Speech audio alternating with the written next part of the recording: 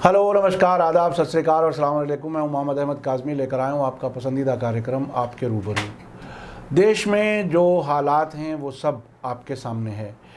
बिहार चुनाव में अब लोगों को कोरोना की वैक्सीन फ्री देने की बात कही जा रही है। अब ऐसा लगता है कि शायद बीजेपी की झोली में कुछ और नहीं रहा तो एक वैक्सीन पर ही एक लालच देने की एक कोशिश की जा रही है।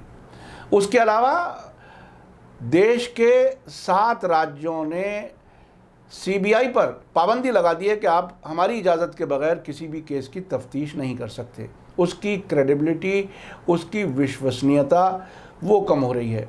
और बिहार इलेक्शन में बीजेपी के लीडर्स के ख़िलाफ़ जो माहौल है वो भी बहुत ही ताज्जुब तो नहीं हो रहा, लेकिन हाँ, लोगों ने बीजेपी के अब तक के कार्यकलापों को समझ लिया है और ये बहुत ही नए किस्म के इलेक्शन हो रहे हैं जो बिहार में होते नज़र आ रहे हैं। इस सब पर बात करने के लिए मेरे साथ मौजूद हैं जनाब रविंद्र कुमार जी, जो वकील हैं लेकिन साथ साथ अध्यक्ष हैं राष्ट्रीय मुक्ति मोर्चा के। वेलकम है सर आपका मीडिया स्टार वर्ल्ड में, आपने समय दिया। आप बताइए कि आखिर ये बिहार में ये वैक्सीन का क्या कहानी है। हालांकि हम अपने प्रोग्रामों में ये बता चुके हैं कि वैक्सीन फ़ायदा देने वाली चीज़ नहीं है। उसमें सूअर का, गाय का, इंसान का, इन सब का खून भी मिलाया जा रहा है। एक्सपर्ट्स ने साफ कह दिया, यानी किसी भी धर्म की मान्यता बाकी ना रहे, जो सेंसिटिविटीज़ होती हैं वो बाकी ना रहें, उस वैक्सीन का लालच दिया जा रहा है। तो ये बहुत ही गैर मामूली सी चीज़ है। आखिर इस वैक्सीन पे इलेक्शन लड़ने की क्या ज़रूरत पड़ गई बीजेपी को? ऐसा है कि आप शुरू से देखिए तो भारतीय जनता पार्टी खोखले नारों पे चुनाव लड़ती है, वास्तविक मुद्दों पे कभी वो चुनाव नहीं लड़ते। और उनका अक्सर मकसद ये रहता है कि ऐसी बात की जाए जिसका कि सामने वाले के पास कोई तोड़ और जोड़ ना हो। अब आपने देखा होगा कि 2 दिन पहले ही निर्मला सीतारमण गई और उन्होंने बड़े गर्व से, घमंड से कहा कि हम बिहार के हर आदमी को वैक्सीन देंगे और वैक्सीन देंगे, और ये हमारा जो है एक तरह से वाक्य है, हमारा एक वायदा है लोगों के साथ, और हम इस पे जो है अमल करेंगे। यानी वो जो 125 करोड़ की बोली लगी थी, अब वो सब भूल जाओ, वो वैक्सीन पे आ जाओ। वो तो वैक्सीन पे आ जाओ। अभी तो ऐसी बात है कि जो बच्चा पैदा ही नहीं हुआ उसका नामकरण करा जा रहा है। जी, जैसे कि एक पुरानी कहावत है कि भूखे को भूत की हड्डी दे दो। अब भूखे को भूत की हड्डी दे दो, मैं जाके कहूँ वो लोगों को कि भाई तुम्हें भूख लग रही है, कल रात को एक भूत आएगा, वो आपको एक हड्डी देगा अपनी, आप उसे चाटना, खाना, पीना, उसका सूप बनाना, जो करना है करना। अब भूखे को भूख की हड्डी जो है, भूत की हड्डी जब मिलेगी तो तब मिलेगी, लेकिन जब तक तो भूखा मरेगा। अगर वो सपना भी ना देखे, भूत भी ना नजर आए, तो वो तो हड्डी तो मिल ही नहीं रही। तो देना तो है ही नहीं। हाँ। इनका मकसद तो यह है कि जो चीज़ देनी नहीं है उसकी बात करते हैं। जो चीज़ देनी नहीं, जैसे बच्चे को बहलाने के लिए माँ कहती थी ना, देखो चांद दिख रहा है, चंदा मामा, तो हम तेरे को चांद तोड़ कर ला के देंगे। आशिक भी यही कहता है बीवी का, वो जिस लड़की को पटा रहा होता है कि भाई मैं तेरे लिए चांद का तोड़ के ला दूंगा, सितारे तोड़ के ला दूंगा, ताजमहल बनवा दूंगा। अब बाद में पता चलता है कि शादी के बाद वो राशन लेने भी नहीं जाता और सब्जी खरीदने जाता है तो रोता हुआ झीकता आता है। तो ये जो है बरगलाने की कोशिश है, और सरकार, मोदी सरकार को पता है कि हमारी झोली में अब कुछ नहीं है, ठन ठन गोपाल है, हमारे हाथ खाली है, हमारी जेब खाली है। अरे अभी हमारा खजाना खाली। अभी मुझे बताया किसी ने, खजाने की बात आप कह रहे हैं, सरकारी नौकरियों में बहुत से ऐसे डिपार्टमेंट्स हैं जिनको सैलरी नहीं मिल रही कई महीने। सरकार के पैसे ही नहीं है। मैंने आपको पहले भी कहा था कि वो दिन आएंगे कि सरकार कहेगी कि हमारी गाड़ी में पेट्रोल भरवाने के लिए पैसे नहीं है, जब जो टायर है उसमें हवा निकल जाए। अच्छा, ये जो रास्ते में मास्क के नाम पर पुलिस वाले एक तरह से जेब काटने की कोशिश करते हैं। नहीं, उनका कोटा बांधा हुआ है। हाँ। हर एसडीएम को जितने भी आदमी जो सड़क पे आपको मास्क पकड़ने वाले लिखते हैं, उन पे एक कोटा है कि 50 लोगों का तुम जो है जुर्माना लोगे, उनसे 25,000 वसूल करके लाओगे तो तुम्हें सैलरी मिलेगी और हमें भी मिलेंगे पैसे।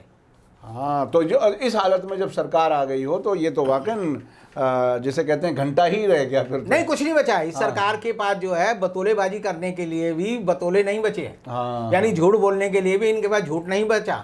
मोदी जी का तो वो हाल है कि अगर बिहार के लोग कहें हमें रोटी चाहिए, भूख चाहिए, हमारे पानी चाहिए, तो मोदी जी कहेंगे मेरे पास तो ऑक्सीजन का सिलेंडर है, कहो तो ही लगा दूं।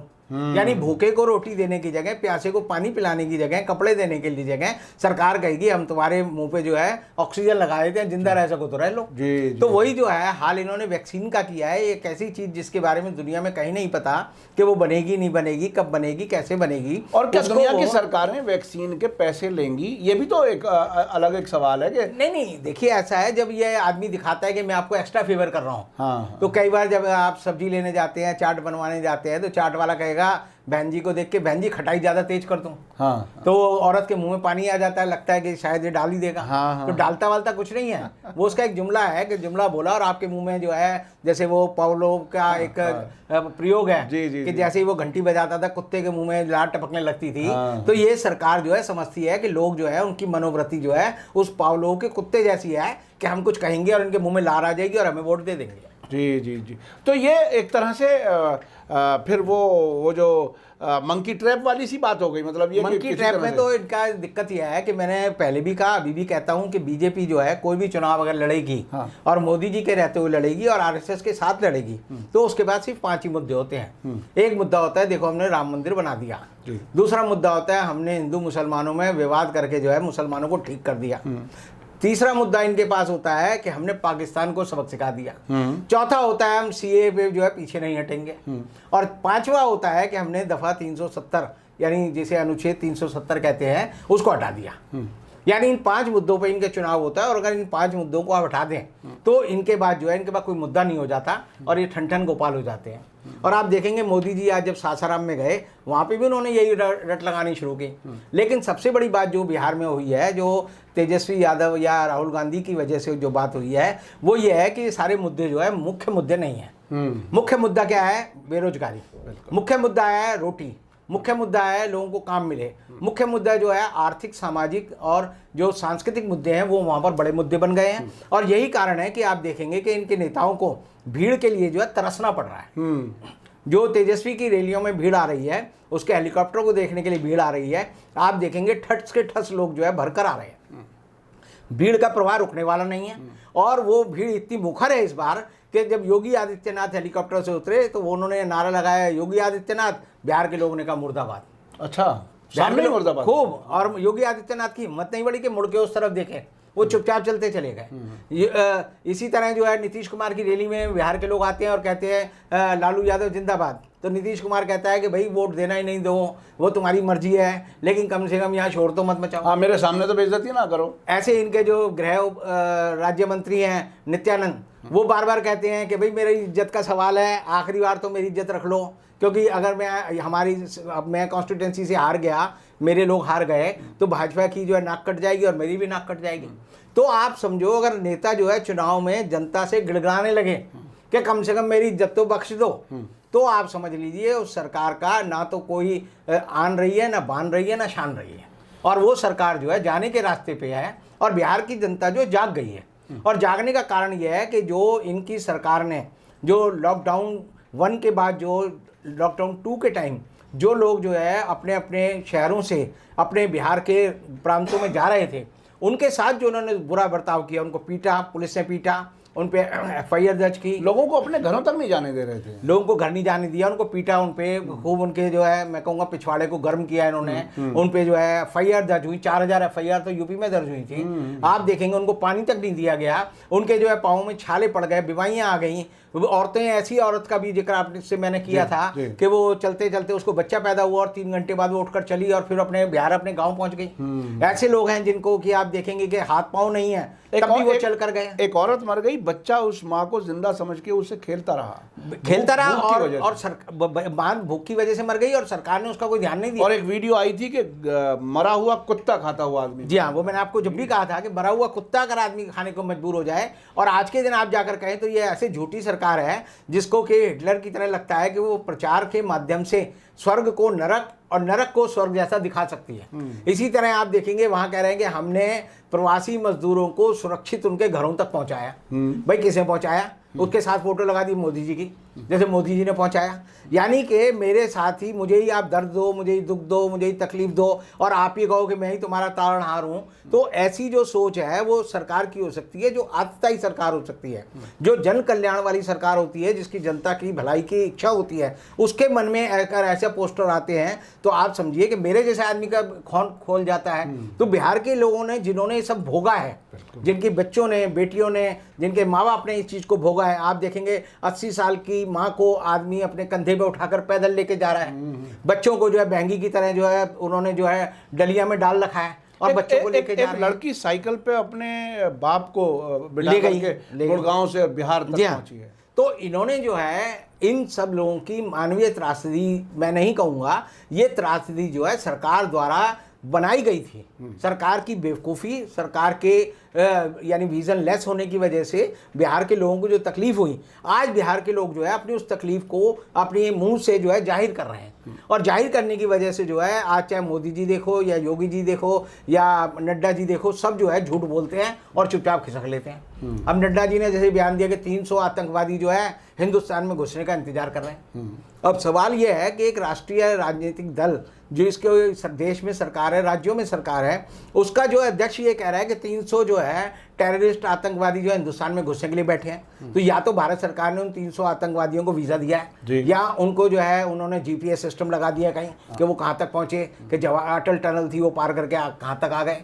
तो आप जो है लोगों को भ्रमित करने के लिए अगर झूठ बोलते हैं, अगर ये बात कोई और बोलता, शर्जील इस्लाम बोलता तो उस पर UAPA लगा के बंद कर देते। बिल्कुल बिल्कुल। मैं बोलूंगा तो मुझे कहेंगे तुम्हें जो है UAPA, तुम देश की एकता अखंडता को जो है ठेस पहुंचा रहे हो। क्या आप भी उसी टीम का हिस्सा हैं, ये सवाल हो सकता है। बिल्कुल, लेकिन आपको कैसे मालूम थी? लेकिन नड्डा तो उनका ही उस टीम का अध्यक्ष नहीं है। नड्डा के बाद तो सारी जानकारी है। नड्डा तो उसको जो है जैसे वो खेल खिलाने वाला जो नट होता है, वो अपनी जो गुड़िया नचाता है, तो नड्डा जी तो वो नचा रहे हैं और सरकार बड़ी चुप है, क्योंकि सरकार के पास अब कुछ नहीं बचा है। और इनको ये हो गया कि मैं हारी हुई लड़ाई लड़ रहे हैं। बिहार की जनता हमारी जो असलियत है वो पहचान गई है। और जिस तरह एक रंगा सियार होता है जो हुआ हुआ बड़ा करने लगा, तो जैसे ही लोगों को पता लगा तो रंगा हुआ सियार है, इसमें जो रंग है वो गलत है, तो वो लोगों ने सारे जो बाकी जो भेड़िए सियार थे वो उसके पीछे पड़ गए और उसे कुत्ते की मौत मरना पड़ा। तो यही हाल जो है सरकार का हो गया। और सरकार के पास आज के समय में सोचने, समझने और बताने के लिए कोई नहीं है। सिर्फ दो ही चीज़ें उनकी मदद करेंगी। एक तो सारे टीवी चैनल है वो फर्जी जो है रोज एक सर्वे दिया करेंगे। मैं उसी पर आने वाला था कि देखिए ये जो गोदी मीडिया जिस तरह से इस सरकार को सपोर्ट करता रहा है, अब गोदी मीडिया खुद एक बड़े क्राइसिस में है। और क्राइसिस में से ऐसा समझा जा रहा है, कुछ सरकारें समझ रही हैं कि क्राइसिस से निकालने के लिए CBI को इस्तेमाल किया जा रहा है। इसीलिए महाराष्ट्र सरकार ने CBI पर पाबंदी लगा दी कि आप हमारे यहाँ कोई जांच नहीं कर सकते, जो TRP वाली चल रही है, अर्नब गोस्वामी वाली। इस सब के बीच में इस गोदी मीडिया का क्या हाल होने वाला है, और CBI को ही जब स्टेट की हुकूमतें इजाज़त नहीं दे रही, तो इस सब का पूरा खेल जो बिगड़ता हुआ नज़र आ रहा है, गोदी मीडिया और साथ में CBI, इसको आप कैसे देख रहे हैं? देखिए CBI जो है Delhi special police establishment act उसके तहत काम करती है। ये एक अलग प्रोविज़न है। और उसमें अगर वो उसे किसी स्टेट में जाकर अगर जांच करनी होती है तो उसे राज्य सरकार की परमिशन लेनी होती है कि भाई हम आपके यहाँ जांच करना चाहते हैं। और जब वो परमिशन मिल जाती है तो वो जो है वो जांच करना शुरू कर देती है।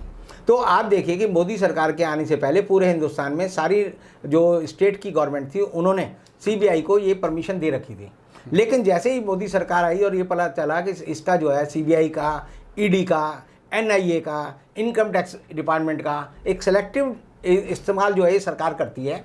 और ये सारे विभाग जो है किसी सरकार के विभाग नहीं लगते, ये एक राजनीतिक दल के विभाग लगते हैं। मुझे लगता है जैसे BJP हेडक्वार्टर में जो है CBI के हेडक्वार्टर का भी दफ्तर है, वहाँ पर ED का भी दफ्तर है, NIA का भी दफ्तर है, इनकम टैक्स और बाकी जो NC वो जो नेशनल क्राइम ब्यूरो है उसका भी ऑफिस वहाँ है। तो ये सारे लोग जो है जब अपनी गरिमा खो देते हैं तो बाकी राज्य सरकारों को लगा कि CBI वाले जो है अब एक निष्पक्ष संस्था नहीं रही है।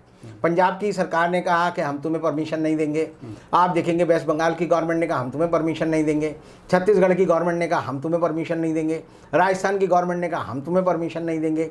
अब जो है मुंबई में जो महाराष्ट्र की सरकार है उसने कहा हम तुम्हें परमिशन नहीं देंगे। इसका मतलब साफ है कि CBI के हुक्मरान को, CBI के डायरेक्टर को अपने अंदर जो है घुसकर आत्मविश्लेषण करना चाहिए कि हमारी ऐसी रेपुटेशन क्यों खराब हो गई है। अगर उन्हें ये समझ नहीं आएगा कि लोग हमारी मुंह पे बेइज्जती कर रहे हैं, हमारे मुंह पे सीधा थूक रहे हैं, और अगर उन्हें ये समझ नहीं आ रहा कि हमारी रेपुटेशन जीरो हो गई है, तो उनको इस बारे में भगवान ही समझा सकता है कि इनका जो है अंत जो है निकट है। अब सवाल ये आता है कि गोदी मीडिया, जैसे आपने कहा कि मैं अभी भी मानता हूं कि पूरा गोदी मीडिया जो है ये जो है फर्जी वाले में लगा रहता है। टीआरपी का स्कैम फर्जी है। पिछली बार मैंने आपको कहा था, जब आपने जो है ट्राई ने ये तय कर लिया है कि एमएसपी यानी हर जो प्रोग्राम आप देखते हैं, चाहे वो किसी भी चैनल का हो, किसी भी भाषा का हो, उसका एक प्राइस जो है ट्राई ने जारी किया हुआ है। वो 2017 में भी जारी किया, 2019 में भी किया। तो उससे पता चल जाता है कि अमुक चैनल को उसके व्यूअर ने कितना देखा, उसको उसके हिसाब से पेमेंट मिलता है, रॉयल्टी मिलती है। उसकी आड़ में लेने की जगह इन्होंने क्या किया कि ये कहते हैं कि हम तो जो है BARC जो है हमारा रेटिंग कर रही है और हम TRP के हिसाब से जो है एडवर्टाइजर जो उनको ऐड देंगे। ये जो फर्जी वाला है, इसकी शिकायत मैंने CBI के डायरेक्टर को भी की, लेकिन अभी तक जो है उधर से मेरी किसी भी शिकायत पे उनका जवाब नहीं आता, अभी तक नहीं आया। फिर मैं देखता हूँ आगे क्या करते हैं। तो अब ये क्या करेंगे कि बिहार चुनाव में रोज एक फर्जी सर्वेक्षण आएगा। अभी आज तक का सर्वेक्षण आया जिसे दिखाया कि जी मोदी जी और नीतीश जी जीत रहे हैं। अब थोड़े दिन बाद जो है GTV का आ जाएगा, फिर थोड़े दिन बाद पता लगेगा टाइम्स नाउ का आ जाएगा, फिर पता चलेगा आपको रिपब्लिक भारत का आ जाएगा, फिर रिपब्लिक TV का आ जाएगा। ये सारे चैनल जो है जनता को बेवकूफ़ बनाते हैं और जनता जो है अब इनको पीटने लगी है। ये गलत बात है। मीडिया पे कभी हमला जनता को नहीं करना चाहिए, क्योंकि जनता की आवाज़ वो है। लेकिन अगर जनता को पता चल जाए कि ये हमारा ही खाते हैं और हम पे ही गुर्राते हैं, तो आदमी अपने बेटे को भी घर से बाहर निकाल देता है कि तू जो है इस लायक नहीं रहा कि मैं तुझे अपना बेटा कहूँ। तो आज का जो मीडिया है वो भी इस लायक नहीं रहा है कि उसे भारत का मीडिया कहा जाए। उसे एक गुलाम मीडिया कहना पड़ेगा, एक ऐसा मीडिया कहना पड़ेगा जो एक तरह से बिका हुआ मीडिया है और जिसने मीडिया शब्द की बेइज्जत किया है। और आप देखिए कि भेड़ और भीड़ जो है वो एक सी चाल में चलते हैं। अभी तक जो है सरकार देश की जनता को भेड़ की तरह जो है हाका करती थी। RSS के स्वयंसेवक क्या करते थे, उनका एक हमेशा एक पैटर्न रहा है कि मोदी जी की रैली होगी तो नागपुर से संदेश आएगा कि जी आसपास के जितने भी लोग हैं वो मोदी जी का भाषण सुनने बिहार पहुंच जाओ। तो जो भीड़ आती है वो आप बिहार की भीड़ नहीं होती, उस भीड़ में यूपी के भी लोग होंगे, उस भीड़ में दिल्ली के भी लोग होंगे, उस भीड़ में जो है आपको दिल्ली के स्वयंसेवक भी नजर आ जाएंगे, उसमें बंगाल से भी बहुत सारे लोग पहुंच जाएंगे और वो एक आभा मंडल बनाते हैं कि हमने इतनी भीड़ इकट्ठी मोदी जी के लिए कर ली। लेकिन जो स्वयं स्फूर्त जनता है जो कि बिहार में अपने आप सड़क से घर से निकलती है और आ जाती है और लठ लेकर जो है मैदान में खड़ी हो जाती है, तो जिस दिन वोट पड़ेगा उस दिन उस इलाके में वही आदमी मिलेगा जो वहाँ का वोटर होगा और ये सारे जो किराए के लोग हैं ये सब भाग जाएंगे।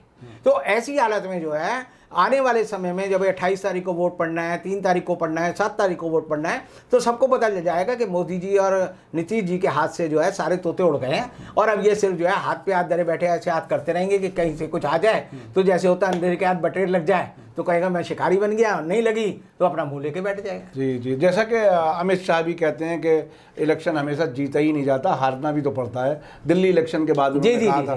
तो अब आखिर क्या आपको, आखिरी सवाल है चूँकि वक्त की कमी है, आप ये बताइए कि इसके बाद क्या, अगर महाराष्ट्र उनके हाथ से गया, कई स्टेट्स में किस तरह से इन्होंने अपनी सरकारें बनाई हैं वो भी सामने, बड़ी फ्रेजाइल माइनॉरिटी में रहते हुए भी सरकार में, गोवा त्रिपुरा हमारे सामने है।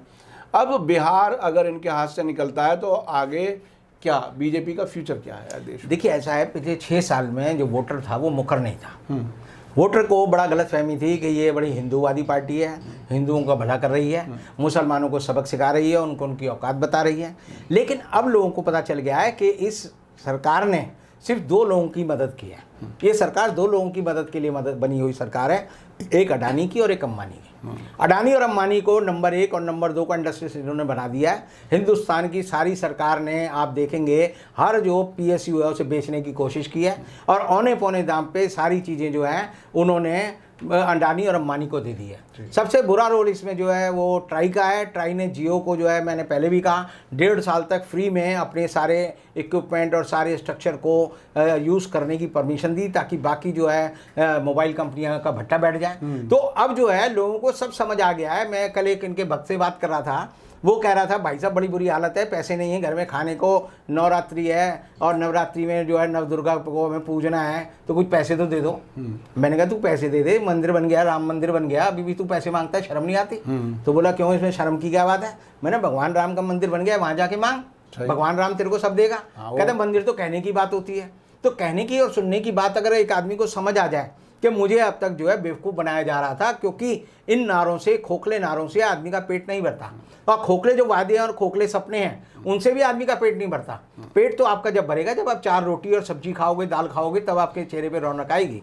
लेकिन अगर सपने दिखा कर अगर आपको समझें कि भाई भूत की हड्डी हमने जो है भूखे को दे दी, अब ये भूखा जो है तृप्त हो गया है, तो मैं आज फिर कहूँगा कि भूत की हड्डी से भूखे का पेट नहीं भरेगा। और ये बात भूखे को पता चल गई है, और इसीलिए बिहार में ये हारेंगे। और बिहार के बाद जो मध्य प्रदेश में जो उपचुनाव हो रहे हैं, और महाराष्ट्र में उपचुनाव हो रहे हैं, यूपी में उपचुनाव हो रहे हैं, वहाँ भी हारेंगे। और उसके बाद पश्चिम बंगाल में जो चुनाव होगा वहाँ भी इनका सुपड़ा साफ हो जाएगा। आने वाले दिन जो है ऐसे हो जाएंगे कि मैं जैसे हमेशा कहता हूँ कि जो भगवा पहन के घूमने वाले लोग हैं ना, लोग उनकी आड़ में बेचारे जो असली साधु हैं उनको ना पीटने लगे।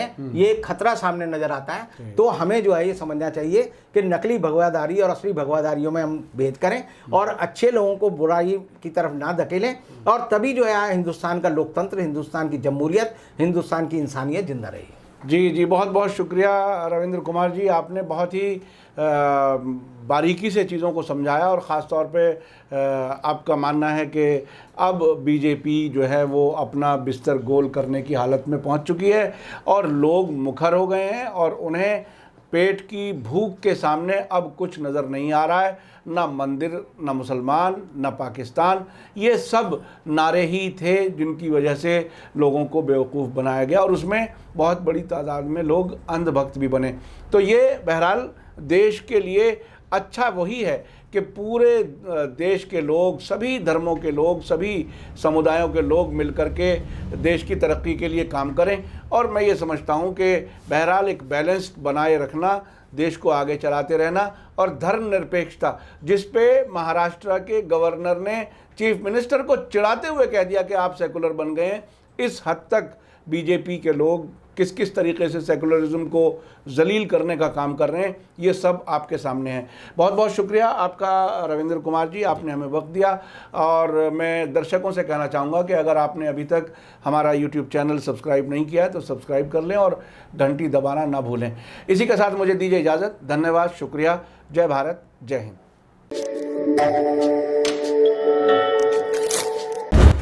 मीडिया स्टार वर्ल्ड के और वीडियो देखने के लिए हमारे चैनल को सब्सक्राइब करें, और सीधे नोटिफिकेशन पाने के लिए बेल आइकन दबाएं।